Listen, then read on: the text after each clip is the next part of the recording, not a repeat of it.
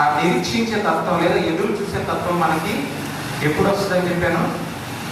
మనకి విశ్వాసం ఉన్నప్పుడు. విశ్వాసం అనగా నమ్మకం. ఇప్పుడు బయటకు వెళ్ళిన వ్యక్తి తిరిగి వస్తాడు అనే నమ్మకం ఉంటేనే కదా మనం ఎదురు చూసేది, అంతేనా కదా? సో బయటకు వెళ్ళిన వ్యక్తి వస్తాడు అనే నమ్మకంతో మనం ఏం చేస్తాం? ఎదురు చూస్తాం. ఆ నమ్మకం లేదనుకోండి, మనం ఏం చేస్తాం? ఎదురు చూస్తామా? ఎదురు చూడం. ఎందుకంటే రాడు కాబట్టి మనం వారి గురించి ఎదురు చూడవలసిన అవసరం లేదు, నిరీక్షించవలసిన అవసరం లేదండి. కాబట్టి నిరీక్షణ అనగా ఎదురు చూడటం లేదా వేచి ఉండటం అని చెప్పాను. ఆ నిరీక్షణ ఎప్పుడు కలుగుతుంది అంటే మనలో విశ్వాసం లేదా నమ్మకం ఉన్నప్పుడు మాత్రమే మనము ఎదురు చూడగలం లేదా నిరీక్షించగలం అని చెప్పాను.